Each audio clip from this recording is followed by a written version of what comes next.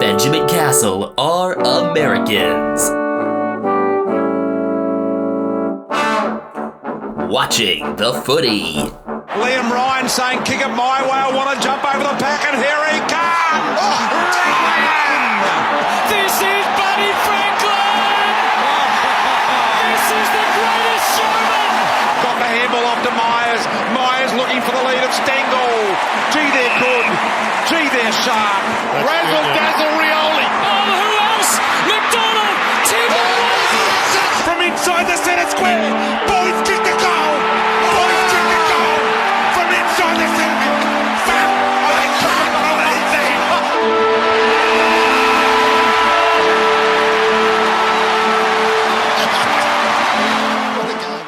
Good time of day, everyone, whenever you're listening to this, whatever time zone you're listening to this in. I'm Ethan Castle, coming to you from South San Francisco, California. I am Benjamin Castle, coming to you from San Diego, California.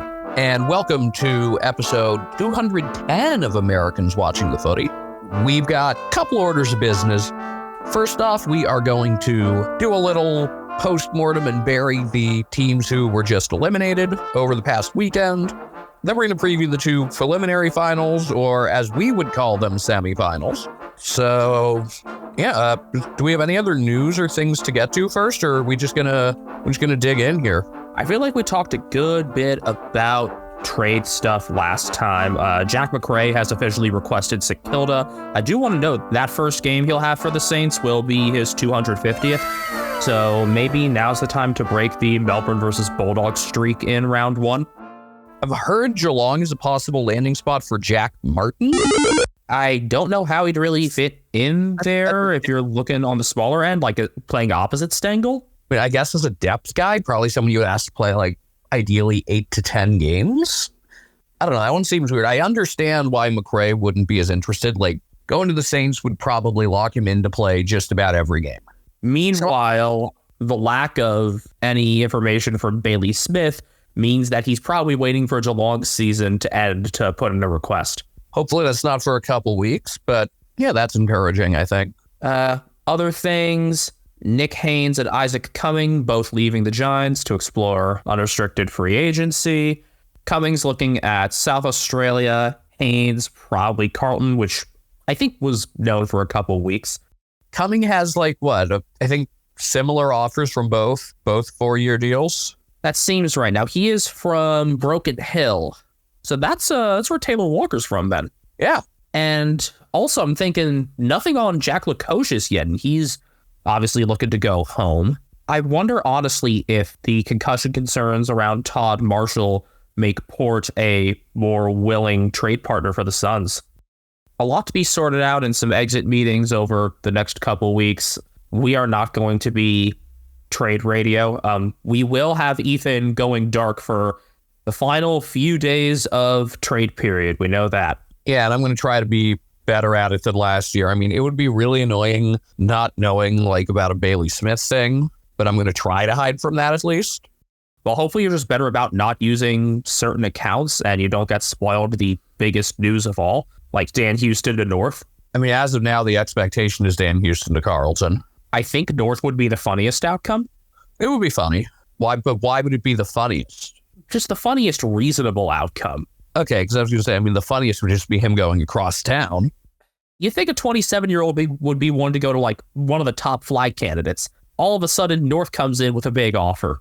I mean, North does have room to spend, I would think. So maybe they end up throwing a lot of money at someone and someone decides instead of chasing after the flag to do that. Maybe they'll just go for Jack Darling. Post-mortem time, though, and I will spin for this one because we lost 2 teams to the heartbreak of the semifinal, and I think it actually is heartbreak. I mean, depends on who you're talking about, or depends on what perspective you're looking at it from. I mean, from a Giants perspective, I think it's definitely heartbreak. So let's start there. The Giants in home and away were 15-8. They made finals despite being outside the top 8 on percentage. Their percentage was lower than Freo, 109.1. If you had me guess, off the top of my head, which teams in the 8 didn't have percentage to qualify, I would have guessed Carlton, but looking at it now, Carlton's is slightly higher than the Giants. Frio's higher than both of them. I would not have thought that, because I think of this team as having, they had a good chain of comfortable wins this year, and only a couple games where they got beaten kind of handily. And I do think of a few of their losses being in that 30-point range, but still, that actually was a really surprising little fact. Well, they have 4 wins by less than a goal and another by 9. Maybe it's just because we thought of them for so much of the year as a serious contender that it's kind of jarring. I mean, I think the more jarring stuff was the stretch from round 8 through 16 when they went 2-6, and there were real questions about the tsunami there.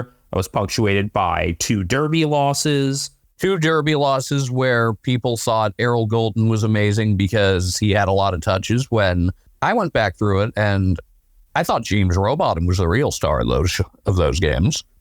I wonder what that means for other things. But yeah, 2-6 from rounds 8 through 16 definitely caused some understandable concern. I definitely hinted at this.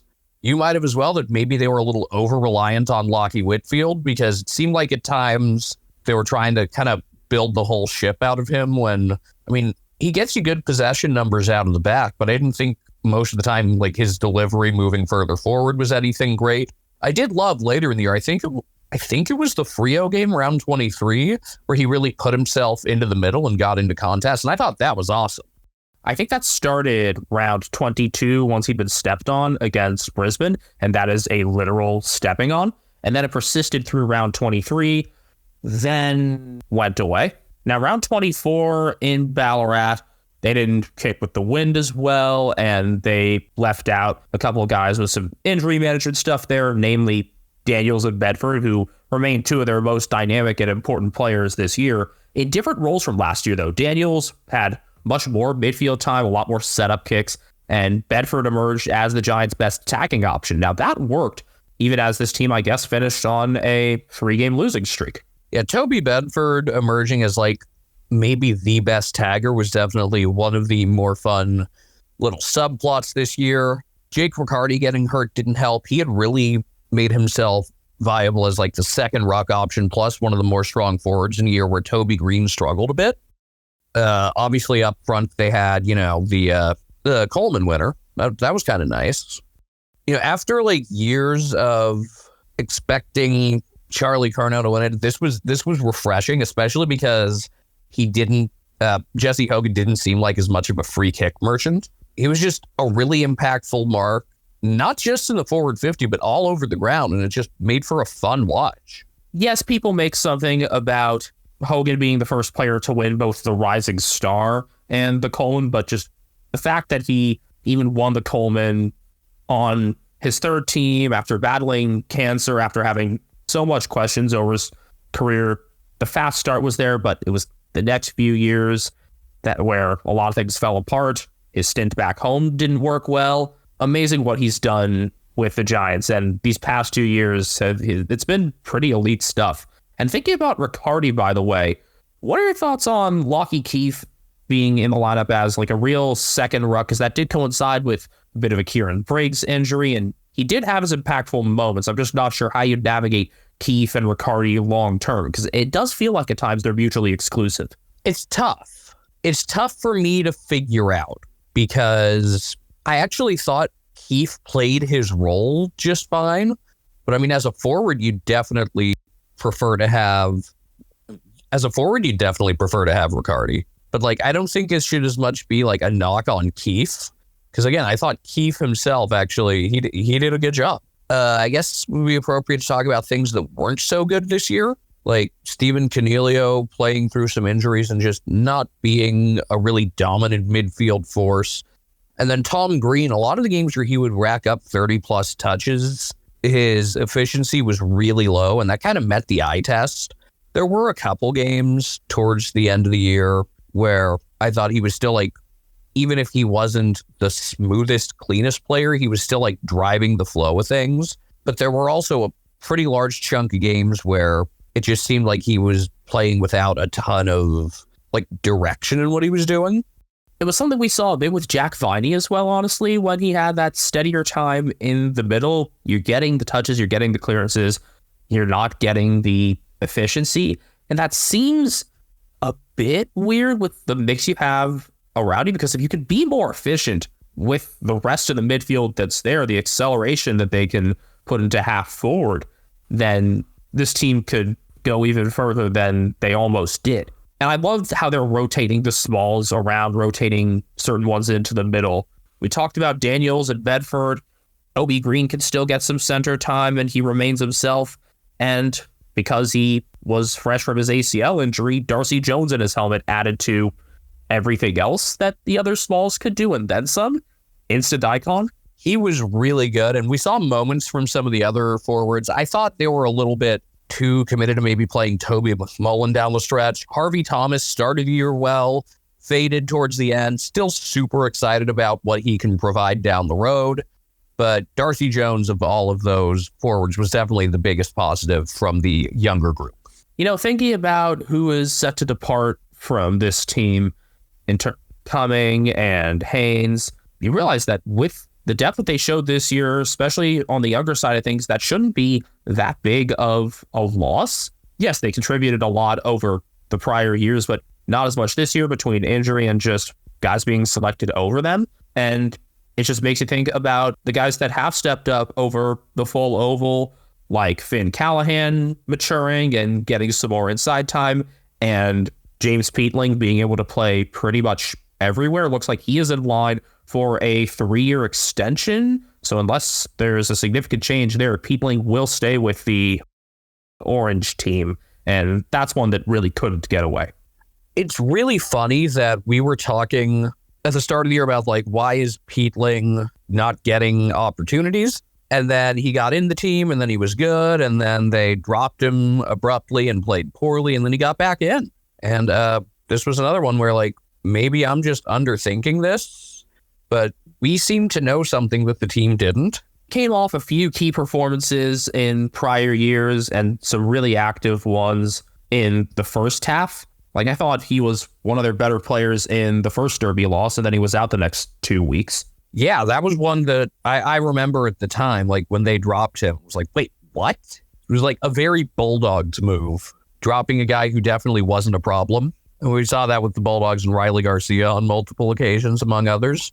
In fact, Peatling was our polished turd winner for round 8. I can't think of any other times this year that the winner of that was then just straight up dropped. Finn Callahan, you've been high on him for a while. I started to really like him this year. I like the way he kind of takes things from sort of the edge of the defensive 50 up into the middle. Very clean deliveries, able to use his physicality and have really good touch. That's something that not a lot of guys are able to bridge. So I became much more of a fan of him as this season went on. And that's the kind of stuff where it's going to be an easy transition from Isaac Cumming. Time to talk about our sleepers already? It's a time that we can definitely bring them in. Yours got less time. Yeah, Ryan Angwin played 4 games, got subbed out in one of them. First game was the win at Geelong, where he had 9 tackles and looked pretty good. He was playing a fair amount in those 3 games, got as much as 93% time on ground in a win over Port Adelaide, and then ineffective in the home loss to Sydney and got dropped, and that was the last we heard of him. I still like him as someone who can kind of like play with some speed on the outside, someone who like doesn't need a lot of time to accelerate. Yeah, his burst is good. He can push in with some of the physicality he has too. So I think there should be some chance for him in the next couple of years. He's contracted through 2026. Knowing his speed, I am very surprised that he only had 1 bounce this year and only has 5 in 20 career games. That seems like something that should improve. Meanwhile, Xavier O'Halloran didn't have any this year and only has 2 for his career. That's less surprising. I don't know. He's got the speed, though. You can see him bursting out of the center and like getting a bounce before kicking. 19 is a new career high in games for O'Halloran. Averaged about 11 touches a game, often in that kind of fill-in role, next guy up in the midfield, especially when Canelio was out. Much more effective as a setup kick with 13 assists. That's more than double his prior best. So there's still a spot for him. I'm just unsure if it's ever really going to be in the 22 there, because you've still got the Canelio and Kelly mix on the older side, plus the newer wave. And he seems to be just very much caught in the middle of all of that by no fault of his own. And he is contracted through next year. O'Halloran, I remember the loss in Tasmania to the Hawks as one of his best games, probably the best game he played. He was one who faded a bit as the year went on. Start of the year, I had really liked him. Another part of that smaller group, I mean, he'll definitely be a small forward, but someone we didn't see this year is Phoenix Gothard. He had mono at the start of the year. You would call it glandular fever in Australia. I like calling it the kissing disease. I have a glandular problem. So he and James Leake, their first round picks from 2023, we'll expect to see at some point next year. It's a matter of also just the return they'll get on some guys, because Harry Perryman looks like he could move to a number of different places. Didn't think he'd be worth a 7-year contract, but here we are. See, Angwin could probably get more time off of Perryman leaving. I think that's definitely a possibility. As you look ahead, I think there's just one kind of like guiding question. And for me, that's trying to figure out like how much of a scar is the way this season ended going to leave? Because on paper, this is going to be a pretty good team for quite some time. Man, just thinking about these past couple weeks, just like imagine, we mentioned this earlier, but it got worse this past week. Imagine if somebody was a fan of both the Giants and New Mexico State Aggies football. You got these two heartbreaks, these gigantic collapses, the largest true home collapse in finals history, plus a really bad collapse at home for New Mexico State against Liberty, and then getting blanked in Fresno, 48-0. I'd rather just get crushed than have, a 3.5-hour roller coaster ride. Okay, but imagine after all of these things already, nothing's going your way with the Aggies or the Giants, and then you're in Fresno for that. Imagine. I did really like this tweet from Michael Taylor, who lives in St. Petersburg, Florida, not Russia. My GWS Giants are looking good. Time to go back and finish watching the fourth quarters of their games any day now. So the forbidden music will have to wait until next year. Yeah, I mean, we've had, it's been such a good year for memes, but with Raygun and Gert and everything, that I think it was just a little bit too much to ask for another wave of big sound memes. Oh, speaking of Raygun, do you see who met her? Which Footy players this time? Nick Watson and Bobby Orchol, which is a good transition to the other team we're going to talk about, Hawthorn. That does seem like a very Nick Watson thing to happen at this point. He would wear a hat too. It looked very silly. I mean, I think Hawthorn should go all in on it, and like I think Cal Toomey suggested, just sell like brown and gold striped wizard hats. You've already got enough people in on it. Just go full send. So the Hawks finished 7th. They went 14-9 despite starting 0-5. They managed, despite a couple of really lopsided losses, particularly to the D's and Swans, to rise all the way up to the 4th best percentage by the end of the year. Now, the triple-digit win over North in round 24 bumped that, but just to even get it over 100 was a pretty lengthy quest. And then it went to, can we get a better percentage than Carleton? And then it just kept climbing. They won 13 of their final 16 home and away games. The losses being at Port by 1, the Darcy Byrne-Jones game, at Geelong by 51, and at GWS by 2. I had said at the end of their round 6 win against North in a battle of teams that entered winless, Dwayne Russell was hyping things up with, they're going to get all these guys healthy. Here they come. Watch out. And there were a lot of people on Twitter saying, he's out of his mind or he's just trying to build up hype and keep people interested. And I said, well, I think they're going to be competitive the rest of the year. They probably dug themselves into too deep of a hole, but I still like where they're going big picture. And then instead, they just made it all the way to finals and could have very easily still been playing this week. Will Day was there for that lopsided loss against Sydney. That was the buddy send-off game, I guess. That was a 76-pointer. And then everything clicked from there. It's amazing how much just one person in the lineup helped, because Day is pretty versatile. He'll start in the middle, but he'll go pretty much anywhere else he's needed. And That means you can't pay nearly as much attention to Jai Newcomb and even more so to Connor Nash, who, when left unchecked, can just get in the way and does a really good job of not necessarily being a tagger, but nonetheless taking away a lot of top opposing targets. He's usually the one who's going to get matched up against the best opposing midfielder. Offensively, Dylan Moore, absolutely fantastic season. Well-deserved All-Australian. Is Dylan Moore the best pick, actually, for the Peter Crimmins medal, considering Will Day's time missed? I'd probably lean Jai Newcomb, which is funny because I'm usually the one who says that not everything has to go to midfielders, but I think Jai Newcomb is absolutely one of the best midfielders in the entire sport. I think it's got to be between the two of them just because it's pretty much impossible, I think, for somebody to miss as much time as Day did and for it to work.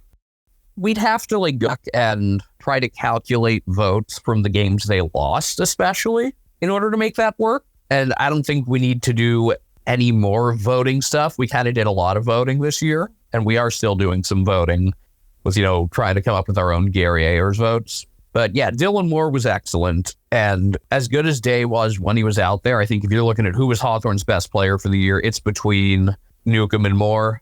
Also do want to give a bunch of credit to someone who I knew was really good, Lloyd Meek. I mean, we both knew. It's just a matter of him getting the opportunities. It started with Ned Reeves getting hurt. Then Meek just had a vice grip on the ruck from that point. I really liked Meek altogether, not just in the middle, but also really enjoyed the way he was able to work as a tall forward target or even as a tall defender when needed. I mean, he was pretty much the complete package there. You just knew he wouldn't get opportunities at Fremantle, and glad that he found a place where he could thrive. So Reeves got hurt in round 13, that narrow win in Launceston against the Giants. And Meek had played a couple of games before that as well. That was when he really took hold, though. I would have already been just playing him every week, but I guess that's what it took to get the team to really come around on it. Well, in that game, it actually wasn't him. It was Josh Weddle filling into the ruck. And we can talk about Weddle's roving ability, but it was after that game where Meek took hold of that first ruck spot and didn't let it go. Themes that I think will be on the rise for Hawthorn include the roving abilities of Weddle, and then we'll see what's going on with James Sicily long-term, because with Tom Barris and Josh Battle and who knows who else coming in, there's room for Sicily to slide forward more permanently.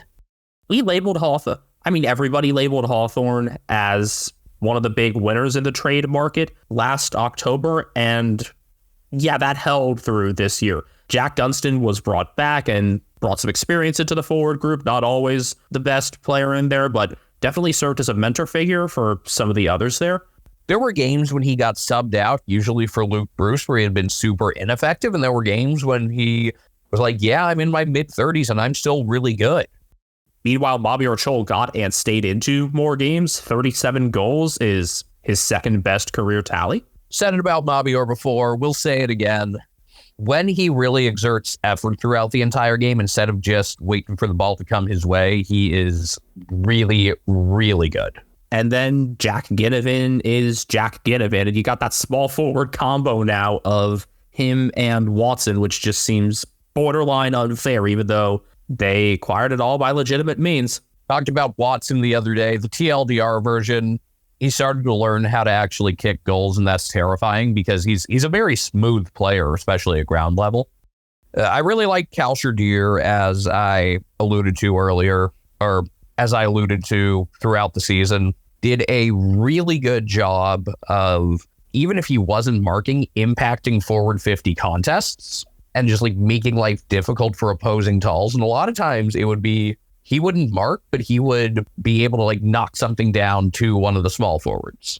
Between Deer and the two smalls willing to go up for everything, it just allowed them to play more chaotically in the forward group, and Hawthorn are a team that thrives on chaos, and Deer didn't do too shabbily himself. He kicked 25-11 for the year, and 4 of those behinds came in a very aggressive game he played in the elimination final, in which he still kicked 3 goals.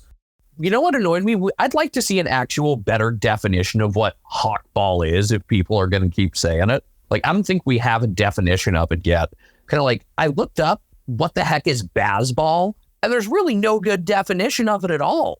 It just seems like more aggressive, limited overs-esque batting in test situations. I think that's the best way to describe baseball as somewhat of a cricket outsider. But in terms of hawk ball, and I'm going to say it weirdly because of the weird spelling, I feel like it's just playing at speed and inviting chaos. That really doesn't seem unique to Hawthorne. That seems like something other teams do too. Yeah, but is every team going to start a merch line about it, I guess? I mean, you could definitely sell some Orange Tsunami merch. I hope the Giants are on that. Another possibility would be just to have V on the front of a shirt and orange team, like way down by the waist or on the back. Like in very tiny font. Kind of like those Ohio State shirts that just say the. Hold up. We've hardly talked about Massimo D'Ambrosio yet. He turned himself into an all-Australian candidate. Great kick down the wings. The amount of effective long kicks they had, it almost became redundant with D'Ambrosio, Jarman Impey, and Carl Amon. It never became redundant, though, because Massimo forced himself into the game in other ways. You saw him getting more midfield time, like true center time at the end of the year. That was a nice mix of things there. Had 5 clearances, round 24, and then also in the elimination final. So would like to see that maybe for him in a more competitive game, just to see how he's used. And then Impey's long-term stuff is interesting too, because he ended up stepping up with the run and carry as Sicily was hurt. So I think wherever Sicily goes, Impey's impact is going to be tied to that a little bit. Also, towards the end of the year, Harry Morrison. Harry! Wow.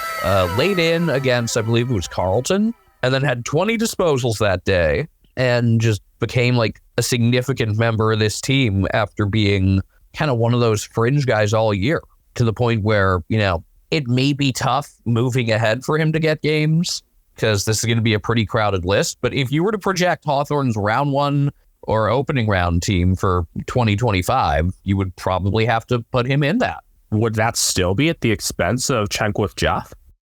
I don't know. I never thought I'd get this far.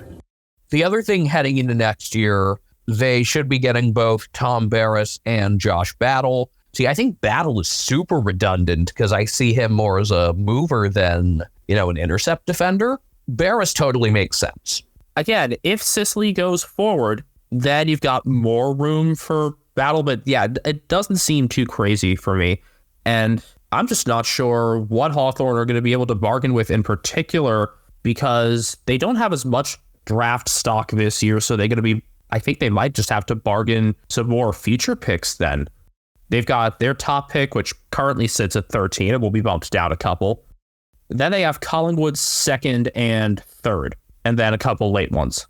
Considering how young this team is overall, you definitely have like less hesitation to part with some of those draft picks moving ahead. Yes, it's just probably difficult with this being considered a particularly deep draft class. So we'll see how much Hawthorne will want to add and how much they'll be willing to kick their picks down the road. Did either of our sleepers get games this year? I think yours might have. I know mine didn't. That being Cooper Stevens. Last year, I thought it was ridiculous. This year, it's really hard to fault him. Henry Hustwaite, I'm looking at his tables right now. He was your sleeper. He got 4 games. He was subbed out in 1 and subbed in the next 3. Those were rounds 3 through 6. Stevens has been a more active tackler in the VFL as of late. Hustwaite could be a bigger body midfielder and even more prominent tackler, but putting up some decent numbers. I thought he would have been a next guy up at some point in the middle, but it wasn't really required. I feel like if like there's a game without Connor Nash or something, he could be a type of guy to come in then, because he's a bigger frame midfielder. We've seen the next guys up in defense as well, beyond the guys that are beyond the pieces that are going to be coming in.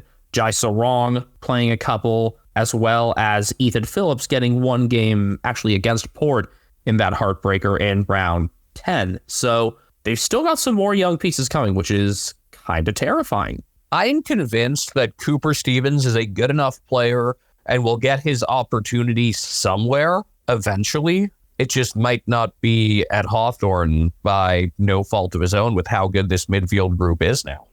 Go back to Geelong. I don't know how much opportunity he'll have there with the rise of guys like Mitch Nevitt. I mean, Mitch Hardy can't even get a game, so... That's VFL Team of the Year member Mitch Hardy. And a well-deserved one. Fuck it, Saints. I'm just going to recommend every midfielder that needs time that we think could be good should go to the Saints, or maybe to Melbourne, but mostly the Saints, because I think we see the Saints as having a better immediate future, which is funny to say. It depends on how large the cliff for Jack Steele is and what else can be done in the middle. But yeah, Melbourne's midfield obviously took a nosedive this year. I just want to know how much of that was because of the absence of Brayshaw and then the partial seasons from Oliver and Petrarca. Was it just a skill gap, not having those prior best 23 guys, or is there something deeper? You know, Benjamin, 78% of our listeners are between 18 and 35 years old, so they probably want to start a podcast like we did. How did you know that number, Ethan? Thanks to the analytics we have for Spotify for Podcasters. Formerly known as Anchor, sorry Frio fans, Spotify for Podcasters has tools that allow you to record and edit your podcast from your phone or your computer. No fancy software needed. It's so easy you can edit it while drunk. And Spotify for Podcasters doesn't just allow you to upload to Spotify, you can also distribute your podcast on platforms like Apple, Stitcher, and more, just like we do. Best of all, it's completely free.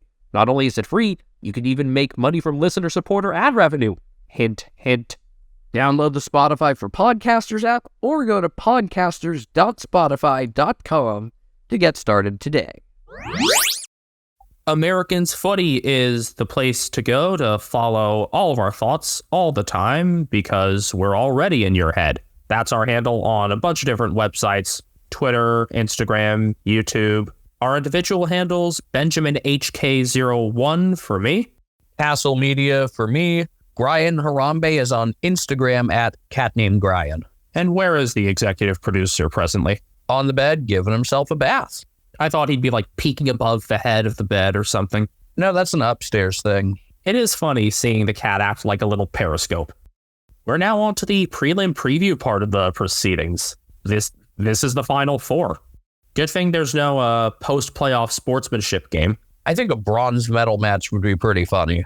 Apparently in 1977, they did have a third place game, but for interesting reasons. So 1977 was the second of 3 times the grand final was replayed, and they needed a curtain raiser for the replay because the week before they had the reserves grand final.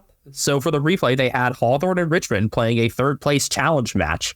And that was the last time Peter Hudson, he kicked 7. That's honestly way funnier than the idea of just a scheduled third place game. Just the idea that someone like imagine if you're on one of the teams that lost a prelim and you're just minding your own business. You've had your Mad Monday, you're maybe on vacation, and then you get a call, come back. We need you to play a third place game. There would need to be some decent winner's shares for that. There would have to be good payouts.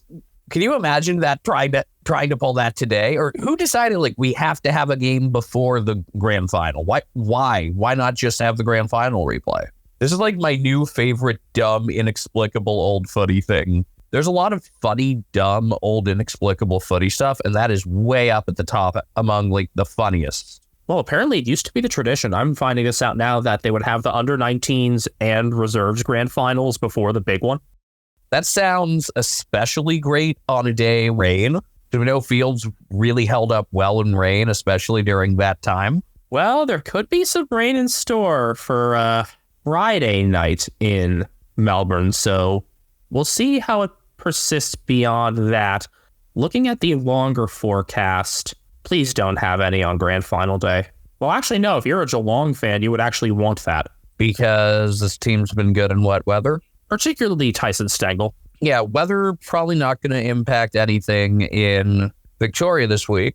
Should be a nice clear night on Friday at the SCG for Sydney and Port in the first prelim. Are we going to see this whole thing continue where it's like how Sydney turned a 112-point loss into a flag? I mean, it's very possible. I still give them the best odds to win this thing. 2:40 a.m. Pacific time, 5:40 a.m. Eastern time, 7:10 p.m. in Adelaide and 7:40 p.m. in Sydney. Fox Sports 2 will have it. FS2, in fact, will have both the prelims. Port have dominated head-to-head meetings with the Swans lately. They've won 8 straight going back to 2017. Round 21 this year, there was a game that I remember leading into it. We were asking, like, why would you put this up against Collingwood Carlton with Pendlebury's 400s? And then it was like, oh, okay, there's a reason they did this. They knew what they were doing. The round 21 overlaps actually worked spectacularly. I mean, I remember I was in charge of this game, and towards the end, knowing that Collingwood Carlton was close, I was like, all right, I'll finish this up later. I'll finish it later. Yay. Port Adelaide took a 71-0 lead en route to a 148-36 win. I feel like it's also worth mentioning that 2023 meeting, the game where Alir saved the day. Ollie Florin thought he had the after the siren winner. You kind of called it. Kinda, yeah.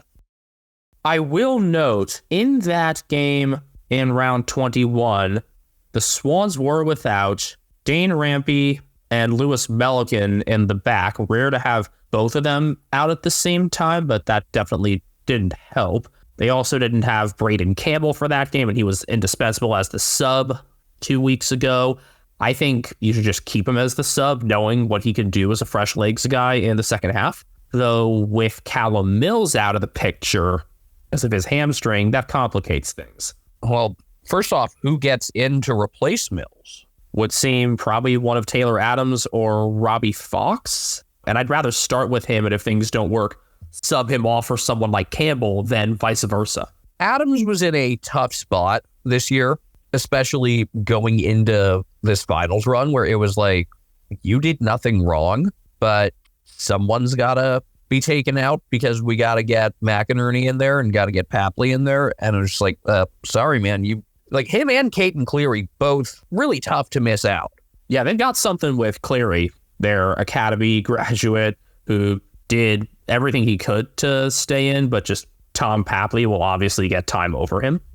Oh, yeah, and I just remembered the Swans were without Joel Amarty for that round 21 meeting as well. For some reason, they dropped him in favor of Pete Laddams. Oh, what a fook. And the talk around Amarty was you could have your moment even if you don't have your day, and just amazing that he did have that in the qualifier. It was just a great reminder of how a key forward can impact the game, even if he's not getting the deliveries he needs to kick a bunch of goals. By the way, this prelim is going to be Isaac Heaney's 200th and Dane Rampy's 250th. You seem shocked that Heaney's been around that long. Yeah, he feels like such a impressive young player. He is 28. I would have guessed 25 at most. I mean, he was drafted in the same year as Christian Petrarca. That's hard to believe. And, wow, actually, the other members of that top three around whom Petrarca is sandwiched are both retired. Being who? Paddy McCartan and Angus Brayshaw. So not retired because of age, medically retired. Well, that's sad. Yeah, both of them. There will be a milestone for Port as well. It'll be Ken Hinckley's 274th game coaching the club. That'll break Mark Williams' record. So much has been said about Hinckley and the pressure he's been under. Well, he's no longer under pressure. You'll see through his contract. Now, is that a mistake to announce that already? I probably wouldn't announce it until after the season. Maybe they're doing it because they were worried about him going off to West Coast. I don't know. Worrying about somebody going to West Coast feels like it's the wrong problem to have. I mean, I think it was fair to assume, like, win a final and you're safe. You just can't go in straight sets. But just, like, outwardly announcing it, I don't know if I particularly like that. Well, he'll have much more than $20,000 on the way then. A change will be needed up front because, speaking of concussions, Todd Marshall. Again. Yeah. Fuck. Unfortunate. Would have to think the obvious changes with both Charlie Dixon and Ryan Burton available are the two of those in, Will Lorenz out, and I assume Quinton Narkle gets to be the sub again. That seems right. I would like for very little otherwise to be changed. I mean, if Burton does come back in, then it would allow for Jace Burgoyne to be more flexible again. Meanwhile, obviously keep Josh Sid in the back because it keeps Darcy Byrne-Jones forward. That's a reasonable domino there. In terms of Kane Farrell, he could be available if Port go further, just not this week. So something to keep on the radar there. And maybe Josh Sin would be very unfortunate if Port do make the grand final. I'm sorry, but them going further got me thinking of a baseball thing. So last year, after the Rangers beat the Diamondbacks in the World Series, Evan Carter got interviewed and he said, job's not finished. Like, yeah, it is. The job is finished. And then this year, before a spring training game, someone asked D-backs manager Torey Lovello about playing the Rangers for the first time since the World Series. And he says, yeah, they beat us to advance. I would love for whoever wins the grand final this year to say, job's not finished, still got more work to do. It's not like rugby league where there's like the World Club Challenge. I don't care. Just every team that wins a championship, I want them to all start saying job's not finished because I think it's so funny. Where do you see this game being won or lost? I think if Charlie Dixon has a big game, it would be really hard for Port to lose. What is the likelihood Charlie Dixon has a big game? I don't know. I think the Swans are probably going to target Brandon Zerk, Thatcher, and Asava, and if those two can step up, I can see Port winning this. I mean, it's not the greatest tall forward group, obviously, there, but yeah, if those secondary and tertiary guys in the Sydney 450 both ways have better days, then that will go a long way. I'm looking forward to Horn Francis against whoever. Actually, do you try to have James Jordan tag Jason Horn Francis? Do you want Jordan pushing forward more? I think you got to tag the horny one. Here he is again, the horny one. Is there anyone who could get like a more James Jordan-like tag? I really don't think so because there's no Houston or Farrell. Like, unless you want Jordan to try and play on Burgoyne a bit. Yeah, which I think would, as much as I like Burgoyne, I think that would be a knee-jerk overreaction to one game. As we record, the Swans are listed as, and I'm just checking this again, 18.5-point favorites. I don't think I'd have pretty much any prelim final in like the 4-goal range. I would probably put this around, I don't know, 10.5. Like, even with the recent history, I still like the idea that just the Swans are the better team, and I would expect them to win, and I would give them the best chance out of any of the remaining teams to win the whole thing. Yeah, the line currently 18.5 for the Friday game, and then for Saturday, it's currently 4.5. Geelong against Brisbane. Earlier start time. I think this is more for travel considerations if Brisbane are to win in advance, just to get them back to Queensland earlier. So it'll be a 5:15 p.m. local game. For Americans, that's 3:15 a.m. Eastern, 12:15 a.m. Pacific. So you'll still have time to sleep before getting up for the start of college football. As someone who's got plans to be at a high school football game Friday night, this is so perfect for me. So thank you. I'm surprised they consulted you, but awesome. A big difference between the second prelim final and the first is there's actual more recent finals history there. Oh yeah, I guess I should mention the only finals meeting ever between Sydney and Port was in 2003, a 1v4 game that the Swans as the 4 won, thanks to a big second quarter and big games out of Barry Hall and Adam Goods. Would love to be able to go back and watch that. Meanwhile, this is the third straight even year the Cats and Lions are meeting in a feline prelim. The last two have gone pretty well. The 71-point win in 2022, where the only downside was Max Holmes pulling his hamstring late in the game, and a 40-point win at the Gabba back in 2020. The Cats also won the most recent meeting at the Gabba this year, 63-37. Tyson Stengel was the only guy who knew how to play in the rain. Oscar McInerney got concussed second quarter. Until that point, he was kind of kicking Toby Conway's ass. A name we haven't heard in a hot minute. He's finally back at training. Like, obviously not a candidate to get back in the team, but good to see he is making a recovery. And I would think next year and beyond, he is going to be a very important factor. He's back at training. Gary Rowan and his stitched up skull are back at training. It's one of the most ridiculous things I've ever seen. I know I just talked about this on the prior episode, but this could be given like a whole episode by itself. Does Tom Hawkins come in? No. I think the obvious move is that Tom Stewart gets back in. I don't even know how Sam DeConing is supposed to get back in. I don't know if you make another move. Knowing the way you need small defenders to match up with the Lions, it would be really hard to take Jed Buse out. I mean, Buse on Charlie Cameron seems the obvious one, and you could even use some extra help there against Kai Lohman. Who else could you take out? Like, I think the next most expendable guy would be like, unless there's someone with an injury that we don't know about, I think it would be like Ollie Henry. And that's not a like for like or anything close to it. And then you would probably be rotating guys on Lachie Neal as they did in that 2022 matchup. Mark O'Connor, I would totally consider bringing him in, but he's not even healthy. There's a good chance he's played his last game in hoops, actually. I would think you're just going to get a mix of like Tom Atkins, some Tanner Bruin, and maybe some Mark Blitzovs on the matchup with Neal. And I would totally bring Blitzovs more into the middle. Rather than having him go up against Joe Danaher, you would have what be the scenario against him? Jack Henry. That's it, just Jack Henry?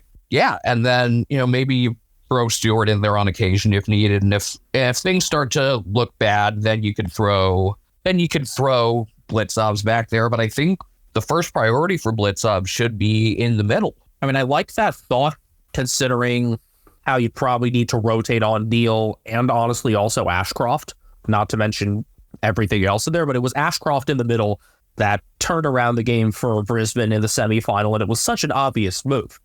Ashcroft, Rayner, and Lohman scare me.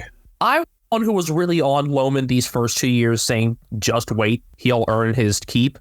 And yeah, about that. 1 goal in 8 games before this year, 31 in 25 in 2024. He's taken over a lot of aggressive offensive spots that I think Charlie Cameron had previously, especially in the air. And that's been a somewhat seamless transition. No changes expected for the Lions. We were wondering if Bruce Reville would get a reprieve after some struggles from Logan Morris and Connor McKenna being an in-between guy as the sub. But Reville did his hamstring in the VFL, and I don't really see any other moves that you could make. Yeah, I mean, most of the other guys you'd look at would really just be like options if someone else got hurt. I don't see any other like upgrade there. And the guys that we were calling on to step up just did. Noah Answorth, 11 tackles. Cal Achi, brilliant game, honestly, and I'm surprised you didn't see it as much on your first watch. Game-leading 11 score involvements while neutralizing Lockie Whitfield. No, I saw him as good. I just didn't see him as like one of the best. Who gets the Stengel matchup? Starcevic? Yes, absolutely. Brandon Starcevic against Tyson Stengel, and then Answorth, that next guy in, maybe sort of insurance policy there. If Stewart does more of his guts job, Achi against Holmes could honestly work. My biggest concern for this game is as much as, that mix of small midfielders and forwards scares me, I feel like every game against the Lions, I'm just waiting for Lachie Neal to have his game, and it hasn't happened yet, and I feel like it's so due. In 17 games against the Cats, now that does include 2 finals, so I guess it would really be a sample size of 15 games, although Isaiah makes sense to this. Lachie Neal has never received a Brownlow vote. The only other team he hasn't received one against is the Lions, who he only played against 6 times. He has received at least 5 for his career against every other opponent. Who were his most against? Gold Coast? No, Essendon, 22. But I just found that fascinating. Isn't there a stat like that with Pendlebury as well? The stat with him was just like the games where he's had like fewer than, I forget how many disposals. It was a Daniel Cherney post back in July. Since the start of 2010, Scott Pendlebury has played in 3 games where he hasn't been subbed out, where he's finished with 14 or fewer disposals. All 3 against Geelong. Scott Pendlebury has also never played a game in Geelong or in Tasmania. This is all especially funny when I consider some of the guys that have given the Cats nightmares instead. Like, Jack Lukosius. With Brisbane, it always seems like we're talking about just the weight of the midfield and the depth elsewhere. If it's a 4-quarter game out of Jack Payne, the Lions can easily win this. He had 1 excellent quarter where he kept Jesse Hogan off the stat sheet aside from a free kick against, but the first 3 quarters kind of got bathed. And considering what Andrews did to hold down his opponents, just a healthy Payne playing a full strength game could easily be something to take the Lions into the grand final. I do still see this as the better matchup. Like I said, out of the possibilities of facing either the Lions or Giants. I think Reece Stanley matches up better with Oscar McInerney than he did with Kieran Briggs. I think Joe Danaher, as good as he can be, is more of a reasonable task to hold in check than Jesse Hogan. Although Danaher, see if I can find the stat. This was a Michael Whiting article. The AFL average for left footers taking set shots from 30 out on the left boundary is 37%. And since going to the Lions, Joe Danaher is 5 out of 6. So small sample, but 83%. Yet he'll miss random shots from right in front. So will Logan Morris, who was not born the last time Brisbane won a game against Geelong in Victoria. I don't know how confident or not confident I should feel about this game. I feel more at peace than I should. And I'm sure that will change when the game actually starts. But maybe it's just I feel like, unlike with GWS, less likely to lose because of something stupid and more likely that if we get beat, it's just Neil, Dunkley, and McCluggage go off or Ashcroft goes off. And it's just, you look at him and just say, well, you earned it. I'm just looking at this 2-game slate and thinking it's actually a tougher job to pick a main character this week because I don't think there's anything nearly as obvious, and I'm going to keep Ken Hinckley out of things. I'm going to go with Charlie Dixon. There's potential there for both good and bad for Charlie. Yeah, either 3+ goals or fewer than 5 disposals. Both equally possible. ¿Por qué no las dos? You want to make your pick? Max Holmes. Because is the right kind of way to put it. Whether he's on the inside to help match up with the strength that the Lions have right there, or whether he gets out, this just feels like if Geelong make it, he's going to be a big reason why. And if he is outside, I could totally see Achi try to challenge him, and that being an entertaining ground versus air matchup. The other main character candidate I do want to throw out there is Dayton Zorko. Could see him and Tom Stewart get into it somehow, or him and anybody get into it, because that's just kind of Dayton Zorko. Should Stewart try to work to get under Neil's skin? I think that's more of an Atkins job, but I could see him doing some of it. That's going to just about do it for this preview. I do want to say quickly, seeing some posted stuff, I think this one was reposted by Sench. I'm just thinking about Lin Jong, how 8 years ago he strapped his healthy shoulder to fool his opponents in the VFL Grand Final. Yes, I saw that the other day too. Considering just his cult hero status, he is very high on my list of people I wish I could have seen play. Not that he was a great player, but seems like he's someone that's remembered as a cultural phenomenon. And it's not just that he had his healthy shoulder strapped. He went out and won the Norm Goss medal in that one. I guess by the time we record again, we'll probably be recording after the VFL Grand Final between Werribee and Southport. I love that it's 2 non-AFL clubs. Southport should have been in the AFL instead of the Gold Coast Suns. I can fight about this. You know where to find us. We say it all the time. Americans Footy on Twitter, YouTube, Instagram. I'm on Twitter at Castle Media. He's on Twitter at BenjaminHK01. My son's on Instagram at cat named Brian. You might have just heard Brian's bell there. Yeah, he's about to come upstairs and eat, isn't he? Brian, gotta go. For some reason, Ethan has taken after calling Brian's treat. I used to call them walkie slush. At this point, Brian is probably excitedly trilling, so I will let y'all be.